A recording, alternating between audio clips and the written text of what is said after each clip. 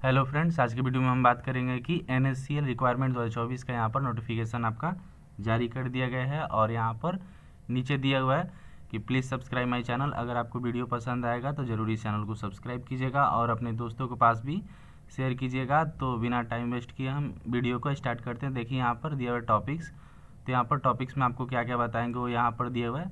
जैसे कि यहाँ पर दिया हुआ है कि इंपॉर्टेंट डेट के बारे में बात करेंगे, उसके बाद यहाँ पर अप्लीकेशन फ़ी के बारे में बात करेंगे, एज लिमिट क्या रहेगा उसके बारे में बात करेंगे, वैकेंसी डिटेल्स के बारे में बात करेंगे और यहाँ पर एजुकेशनल क्वालिफिकेशन आपका क्या रहेगा उसके बारे में बात करेंगे और यहाँ पर दिया हुआ है कि सिलेक्शन प्रोसेस उसके बारे में बात करेंगे और यहाँ पर इंपॉर्टेंट डॉक्यूमेंट्स क्या लगेगा आपका उसके बारे में बात करेंगे और कैसे इसको अप्लाई करेंगे उसके बारे में भी बात करेंगे। तो बने रहे इस वीडियो में। देखिए यहाँ पर नीचे दिया हुआ है कि नेम, और नेम में यहाँ पर दिया हुआ है NSCL रिक्वायरमेंट 2024, उसके बाद यहाँ पर टाइप में दिया हुआ है रिक्वायरमेंट और यहाँ पर डिपार्टमेंट में दिया हुआ है यहाँ पर नेशनल, यहाँ पर सीड कॉर्पोरेशन लिमिटेड NSCL और यहाँ पर पोस्ट नेम दिया हुआ है आपको यहाँ पर डिप्टी जनरल मैनेजर के लिए, असिस्टेंट के लिए और यहाँ पर असिस्टेंट मैनेजर के लिए। उसके बाद यहाँ पर मैनेजमेंट, यहाँ पर ट्रेनी एंड यहाँ पर ट्रेनी के लिए। उसके बाद यहाँ पर नीचे दिया हुआ है कि आपका 188 पोस्ट रहेगा और यहाँ पर अप्लाई मोड आपका ऑनलाइन रहेगा। उसके बाद यहाँ पर दिया हुआ है अप्लाई डेट जो यहाँ पर 26/10/2024 से लेकर 30/11/2024 तक यहाँ पर आपका अप्लाई डेट रहेगा। उसके बाद यहाँ पर ऑफिशियल वेबसाइट की बात करें तो ये आपका ऑफिशियल वेबसाइट है, यहाँ से भी आप टाइप कर सकते हैं, हम आपको डिस्क्रिप्शन में भी लिंक प्रोवाइड कर देंगे, वहाँ से भी आप जा सकते हैं। उसके बाद यहाँ पर नीचे आएंगे तो जो आपको ऊपर बताया वही यहाँ पर दिया हुआ है अप्लाई मोड ऑनलाइन और यहाँ पर स्टार्टिंग डेट आपको 26/10/2024 और इन डेट यहाँ पर 30/11/2024 और यहाँ पर फी पेमेंट का लास्ट डेट वही रहेगा इन डेट के यहाँ पर समय ही 30/11/2024। उसके बाद यहाँ पर अप्लीकेशन फ़ी की बात करें तो यहाँ पर अप्लीकेशन फ़ी में जनरल EWS और OBC के लिए 500 और SC ST PWD के लिए यहाँ पर 0 रुपये लगेगा। उसके बाद यहाँ पर पेमेंट मोड की बात करें तो आपका ऑनलाइन रहेगा और यहाँ पर नीचे आएंगे तो आपको दिया हुआ है एज लिमिट, तो यहाँ पर एज लिमिट में आपको दिया हुआ है कि 31/11/2024 तक यहाँ पर आपका रहेगा एज लिमिट गणना होगा यहाँ से। और उसके बाद यहाँ पर मिनिमम एज की बात करें तो 18 ईयर्स और मैक्सिमम एज यहाँ पर 27 ईयर्स रहेगा। एज रिलैक्सन की बात करें तो यहाँ पर नोटिफिकेशन रूल के अनुसार आपको मिलेगा, तो एक बार जरूर नोटिफिकेशन को रीड कर लीजिएगा। उसके बाद यहाँ पर नीचे दिया हुआ है वैकेंसी डिटेल्स, तो वैकेंसी डिटेल्स में यहाँ पर अलग अलग नेम वाइज दिया हुआ है।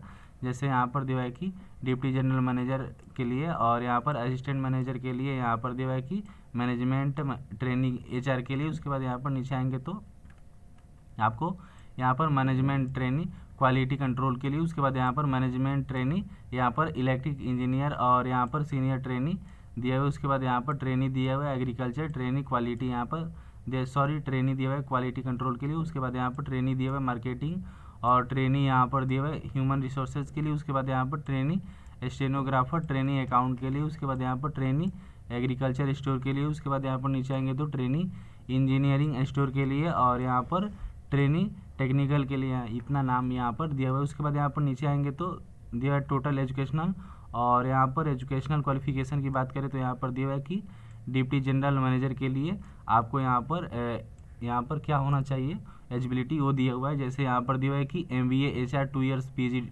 डिग्री होना चाहिए और यहाँ पर डिप्लोमा इन इंडस्ट्रियल यहाँ पर होना चाहिए। उसके बाद यहाँ पर दिया हुआ है कि मैनेजमेंट, यहाँ पर मैनेजमेंट विद मिनिमम 60% होना चाहिए। उसके बाद यहाँ पर 10 ईयर पोस्ट क्वालिफिकेशन एक्सपीरियंस होना चाहिए ऑफ वर्किंग एट यहाँ पर ऑफिसर लेवल। उसके बाद यहाँ पर नीचे आएंगे तो दिया हुआ है कि असिस्टेंट, यहाँ पर असिस्टेंट मैनेजर के लिए यहाँ पर MBA HR 2 ईयर्स होना चाहिए और उसके बाद यहाँ पर PG डिग्री या डिप्लोमा इन इंडस्ट्रियल यहाँ पर रिलेशंस दिया हुआ है। उसके बाद यहाँ पर इसमें भी वही दिया हुआ है मैनेजमेंट विथ मिनिमम 60% मार्क्स होना चाहिए और उसके बाद यहाँ पर 2 years post qualification experience of working at officer level होना चाहिए। उसके बाद यहाँ पर नीचे आएंगे तो दिया हुआ है कि मैनेजमेंट ट्रेनी HR के लिए 2 ईयर्स यहाँ पर full time PG degree diploma in यहाँ पर पर्सनल मैनेजमेंट इंडस्ट्रियल यहाँ पर रिलेशंस विद मिनिमम 60% मार्क्स के साथ होना चाहिए। उसके बाद यहाँ पर नॉलेज ऑफ कंप्यूटर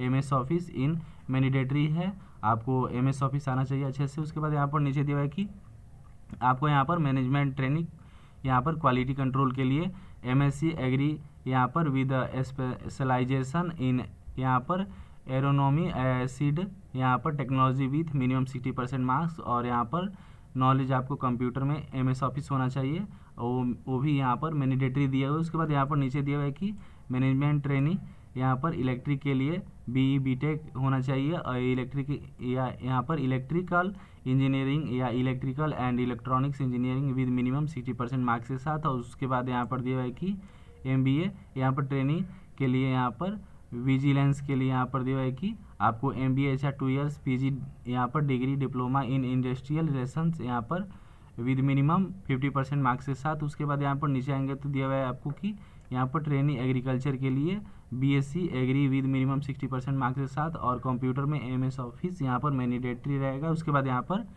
नीचे आएंगे तो ट्रेनिंग यहाँ पर दिया है कि ट्रेनिंग क्वालिफिकेशन यहाँ पर ट्रेनिंग क्वालिटी कंट्रोल के लिए यहाँ पर BSc agriculture with minimum 60% marks के साथ, और knowledge of computer MS office in mandatory रहेगा। उसके बाद यहाँ पर नीचे आएंगे तो दिया हुआ है कि यहाँ पर आपको कि ट्रेनिंग यहाँ पर मार्केटिंग के लिए BSc agriculture with minimum 60% marks, और knowledge of computer MS office is mandatory. उसके बाद यहाँ पर ट्रेनिंग ह्यूमन रिसोर्स के लिए यहाँ पर दिया हुआ है क्वालिफिकेशन की यहाँ पर ग्रेजुएशन विद मिनिमम 60% मार्क्स, और knowledge of computer MS office is mandatory. उसके बाद यहाँ पर नीचे आएंगे तो ट्रेनिंग स्टेनोग्राफर के लिए दिया हुआ है कि आपको यहाँ पर ट्रेनिंग स्टेनोग्राफर के लिए अलग दिया हुआ है, जैसे कि यहाँ पर दिया हुआ है कि 12th में यहाँ पर दिया हुआ है कि 12th और equivalent with 3 years diploma in office management with minimum of 60% marks होना चाहिए, यानी कि 12th क्लास पास किए हैं या इसके यहाँ पर मुताबिक जो भी यहाँ पर इक्वाइलेंट यहाँ पर किए हैं, और या 3 ईयर का यहाँ पर डिप्लोमा किए हैं। उसके बाद यहाँ पर आपको office management with minimum of 60% marks होना चाहिए। उसके बाद यहाँ पर नीचे आएंगे तो दिया है कि शॉर्ट हैंड टेस्ट यहाँ पर एट अ स्पीड ऑफ यहाँ पर 80 word per minute in English, and computer typing test at से यहाँ पर स्पीड ऑफ 30 यहाँ पर word per minute in English में होना चाहिए। उसके बाद यहाँ पर आएंगे नीचे तो यहाँ पर दिया है कि ट्रेनिंग अकाउंट्स के लिए यहाँ पर BCom विद मिनिमम 60% मार्क्स के साथ होना चाहिए, और यहाँ पर दिया है कि knowledge of computer MS office is mandatory. उसके बाद यहाँ पर नीचे आएंगे तो ट्रेनिंग एग्रीकल्चर स्टोर के लिए दिया हुआ है BSc agriculture with minimum 60% marks, और knowledge of computer MS office is mandatory रहेगा। उसके बाद यहाँ पर नीचे आएंगे तो दिया हुआ है कि ट्रेनिंग इंजीनियरिंग स्टोर्स के लिए यहाँ पर 3 years diploma in agriculture engineering और मैकेनिकल इंजीनियरिंग विद यहाँ पर मिनिमम 55% मार्क्स के साथ होना चाहिए, और यहाँ पर दिया है कि 1 ईयर ट्रेड यहाँ पर होना चाहिए अप्रेंटिसशिप ट्रेनिंग। और उसके बाद यहाँ पर नीचे आएंगे तो यहाँ पर दिया है कि ट्रेनिंग टेक्नीशियन के लिए ITI certificate in relevant trade off यहाँ पर फीटर इलेक्ट्रिकल यहाँ पर इलेक्ट्रीशियन, ऑटो इलेक्ट्रीशियन, वेल्डर, और यहाँ पर डीजल मैकेनिक, या यहाँ पर दिया है कि ट्रैक्टर मैकेनिक, मैकेनिक मैन, और यहाँ पर मैकेनिक मैन, और यहाँ पर दिया है कि black Smith with minimum 60% marks के साथ होना चाहिए। उसके बाद यहाँ पर 1 ईयर का यहाँ पर ट्रेड यहाँ पर अप्रेंटिसशिप होना चाहिए। और यहाँ पर नीचे दिया है कि आपका सिलेक्शन प्रोसेस कैसे रहेगा, तो यहाँ पर आपको दिया हुआ है कि कंप्यूटर बेस्ड टेस्ट होगा CBT, और उसके बाद यहाँ पर इंटरव्यू होगा, और उसके बाद यहाँ पर डॉक्यूमेंट वेरिफिकेशन होगा। उसके बाद यहाँ पर सिलेक्शन लिस्ट आपका जारी होगा। और यहाँ पर नीचे दिया है कि इंपॉर्टेंट डेट, कि यहाँ पर इंपॉर्टेंट डेट में आपका इंपॉर्टेंट डॉक्यूमेंट्स में यहाँ पर क्या लगेगा, तो यहाँ पर दिया है कि पासपोर्ट साइज फ़ोटो लगेगा, यहाँ पर स्कैन किए हुए हस्ताक्षर, शैक्षणिक योग्यता जो आपका क्वालिफिकेशन रहेगा, जिस पद के लिए आप अप्लाई करते हैं वो यहाँ पर लगेगा शैक्षणिक योग्यता।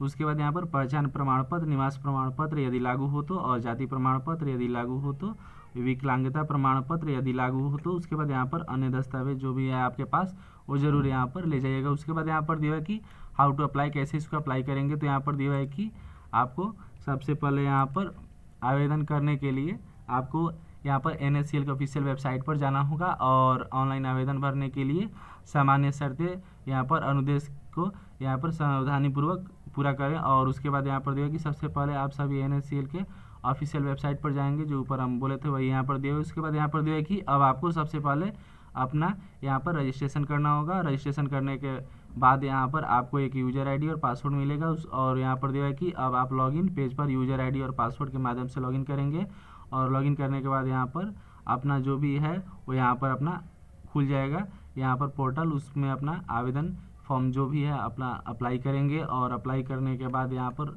दिया हुआ है कि आवेदन को सभी जानकारी के साथ भरेंगे, और सभी ज़रूरी कागजात को अपलोड कर देंगे। और नीचे दिया हुआ है कि यदि ज़रूरी हो तो आवेदन शुल्क का भुगतान करेंगे, तो यहाँ पर आवेदन शुल्क सबका लगेगा। उसके बाद यहाँ पर दिया हुआ है कि अंत में आपको अपना आवेदन फाइनल सबमिट कर देना है, और सबमिट करने के बाद प्रिंट आउट निकाल कर रख लेना होगा, भविष्य के लिए काम आ सकता है। तो अगर ये वीडियो आपको पसंद आया होगा तो ज़रूर इस चैनल को सब्सक्राइब करें और अपने दोस्तों के पास भी शेयर करें। तो मिलते हैं नेक्स्ट वीडियो में, तब तक के लिए बाय बाय।